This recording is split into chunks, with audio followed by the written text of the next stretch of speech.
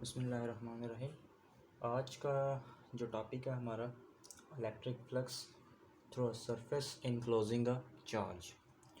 Electric flux हमने calculate करना एक ऐसे सरफेस में से जिसके अंदर हमने एक चार्ज रखा हुआ है। ठीक है, लेट्स सपोज करते हैं हमारे पास जो सरफेस है वो स्फीयर की फॉर्म में, in the form of sphere, जिसका कोई रेडियस आर है। स्फेयर फॉर्म में सरफेस है और रेडियस हो और प्लस क्यू चार्ज, जिसको पॉइंट चार्ज बोले हैं, वो सेंटर में है। तो इलेक्ट्रिक फ्लक्स का फार्मूला आपको पता है जी। Electric flux is equal to E dot A. ठीक है, तो ये फार्मूला जो है वो सिर्फ अप्लाई होता है फ्लैट सरफेस के ऊपर। ये फार्मूला फ्लैट सरफेस के ऊपर अप्लाई होता है और हमारे पास जो सरफेस है वो in the form of sphere है। तो इसका मतलब है हमें अगर ये फार्मूला अप्लाई करना है तो इस स्फीयर को हमने फ्लैट बनाना है। वो कैसे कर सकते हैं हम कि हम स्मॉल पैचेस बना लेते हैं स्फीयर के, इस स्फीयर के स्मॉल पैचेस बना लेते हैं। ठीक है, इस तरह से पैचेस, तो इतने स्मॉल पैचेस होंगे ये कि ऐसा फील होगा जैसे ये बिल्कुल फ्लैट है। ठीक है, लॉट्स ऑफ पैचेस हो सकते हैं। तो स्मॉल पैचेस हैं, उनका एरिया क्या है, let's suppose N number of patches है, तो उसका एरिया होगा delta A1, delta A2, delta A3 up to so on delta AN। तो डेल्टा ए एरिया जो है उसका करस्पॉन्डिंग एरिया वेक्टर भी होगा डेल्टा ए। ठीक है, तो उसके करस्पॉन्डिंग हमारे पास एरिया वेक्टर के करस्पॉन्डिंग हमारे पास जो है वो इलेक्ट्रिक फील्ड इंटेंसिटी भी होगी। सो डेल्टा A1 अगर एरिया तो उसके करस्पॉन्डिंग जो है वो E1 इलेक्ट्रिक फील्ड इंटेंसिटी होगी। डेल्टा A2 है उसके करस्पॉन्डिंग E2। डेल्टा A3 है तो E3 up to so on delta AN उसके corresponding EN। So first patch के लिए जो पहला पैच है हमारे पास, उसके लिए हमारे पास electric field intensity, electric flux की जो वैल्यू है फाई E1 इसको बोलेंगे। E1 इलेक्ट्रिक फील्ड इंटेंसिटी और delta A1 vector, area vector. Second patch के लिए हमारे पास इलेक्ट्रिक फ्लक्स की जो वैल्यू है वो होगी जी phi of E2 is equal to E2 dot delta A2। इसी तरह थर्ड पैच के लिए हमारे पास electric flux E3 dot delta A3 up to so on nth number of patches के लिए हमारे पास इलेक्ट्रिक फ्लक्स की वैल्यू होगी En डॉट डेल्टा AN। ठीक है जी, ये हमारे पास इलेक्ट्रिक फ्लक्स आ जाएगा। तो ये स्मॉल पैचेस है, मतलब एक पैच ये है, उसके बाद दूसरा, तीसरा, up to so on n number of patches हमने इस स्फीयर के बना लिए हैं। तो पैचेस बनाने से क्या होगा जी, वो एज फ्लैट कंसिडर होंगे। ठीक है, तो फ्लैट जो है सरफेस, उसके लिए हम जो है इलेक्ट्रिक फ्लक्स जो कैलकुलेट कर सकते हैं। ये फार्मूला फ्लैट सरफेस के लिए। तो अगर हमने टोटल नंबर फ्लक्स फाइंड करना है स्फीयर का, तो हमें क्या करना होगा कि सम अप कर लेना होगा इन सब पैचेस को। तो टोटल कैसे हम कैलकुलेट कर सकते हैं, टोटल फ्लक्स कैलकुलेट करना है तो टोटल फ्लक्स के लिए फार्मूला है फाई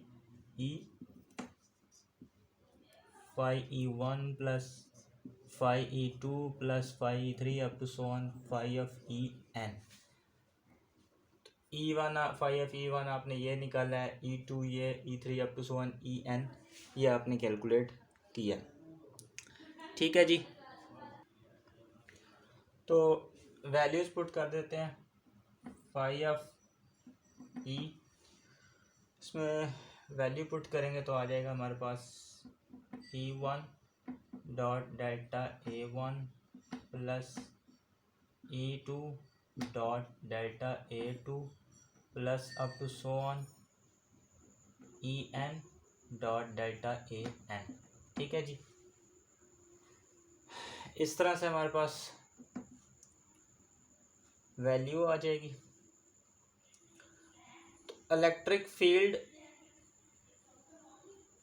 देखेंगे, इलेक्ट्रिक फील्ड इंटेंसिटी और वेक्टर एरिया वेक्टर जो इनकी डायरेक्शन सेम है, दोनों पैरेलल है, तो हमारे पास जो एंगल थीटा आएगा 0 डिग्री आएगा। एंगल थीटा हमारे पास 0 degree. So phi of E क्या आएगा, E1 delta A1 cos theta plus E2 delta A2 cos of theta plus up to so on En delta An cos of theta. Angle आपके पास theta 0 degree है, तो जहाँ पर theta है वहाँ पे आप 0 डिग्री पुट कर सकते हैं।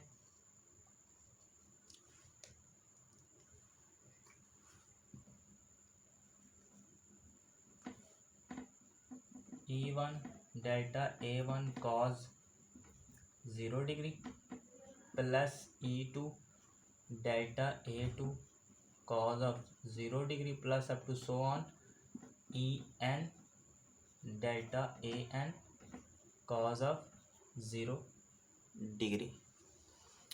तो कॉस 0 डिग्री आपको पता है 1 के इक्वल होता है, तो जहाँ जहाँ पे कॉस 0 डिग्री है वहाँ पे आप 1 पुट कर दें। कॉस 0 डिग्री 1 के इक्वल हो जाएगा, तो आपके पास जो फाइनल आ जाएगा फाई ऑफ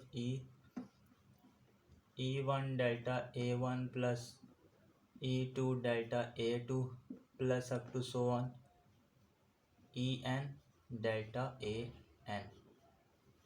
ठीक है जी।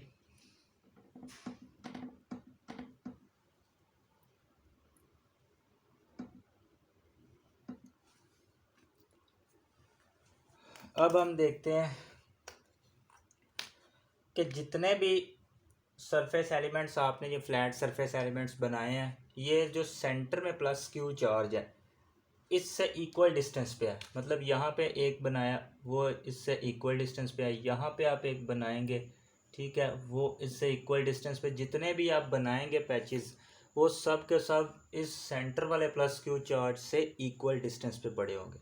ठीक है, तो इक्वल डिस्टेंस पे मतलब है हमारे पास जो इलेक्ट्रिक फील्ड इंटेंसिटी जो आपने ली है वो ई के इक्वल, वो सब जगह पे सेम होगी। ठीक है, तो phi of E is equal to E delta A1, E1 की जगह पे भी ई, E2 की जगह पे भी ई, E3 की जगह पे भी और En की जगह पे भी ई लगा सकते हैं। ठीक है, फाई ऑफ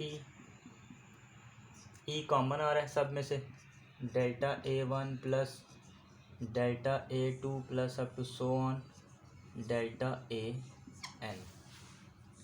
ठीक है जी। अब ये जितना भी ये वाला पोर्शन आपके पास, ये सरफेस एरिया है,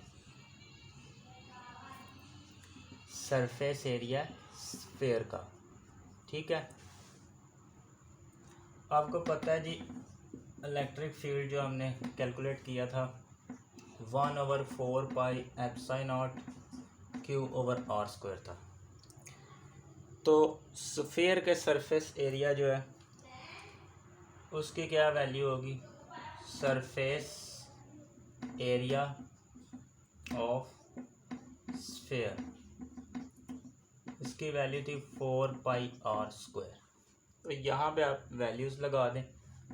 फाई ऑफ ई इसकी वैल्यू आपके पास 1/4 pi epsilon not Q/r²।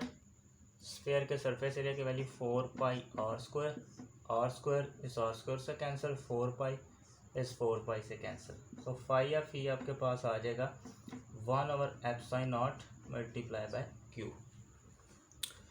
Q आपके पास जो है वो चार्ज है जो इनक्लोज्ड है।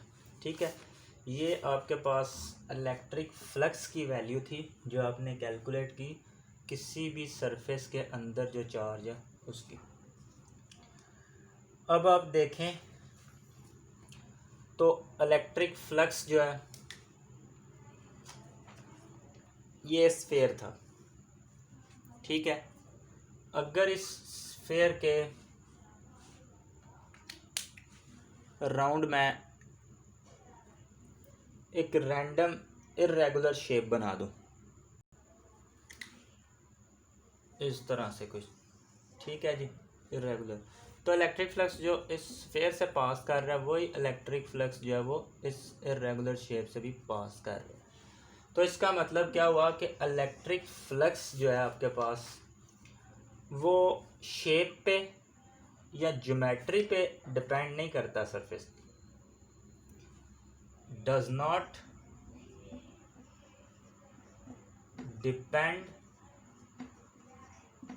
अपॉन शेप और ज्योमेट्री। एक पॉइंट ये होगा कि वो शेप पे डिपेंड नहीं कर रहा है ना ज्योमेट्री पे।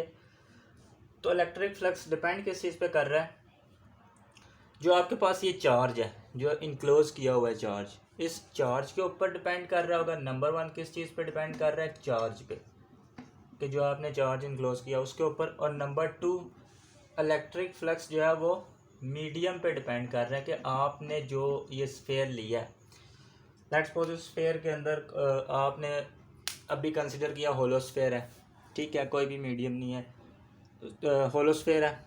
उसके बाद आप कंसिडर कर सकते हैं इलेक्ट्रिक फ्लक्स कैलकुलेट कर सकते हैं, कोई मीडियम इसमें प्लेस कर दें, एयर कोई भी, उसके अलावा डाइलेक्ट्रिक प्लेस कर दें।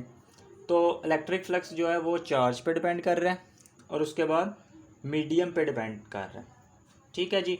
ये मैथमेटिकल पोर्शन था ये वाला टॉपिक जो है, तो इसको मैथमेटिकल को परफॉर्म करें, बार बार वीडियो को देखें, इसको जो है वो रिटन फॉर्म में लाएं, तो ये इजीली आप इसको इस टॉपिक को रेडी कर सकते हैं। इसके बाद आगे वो गॉस लॉ है डिस्कस करेंगे।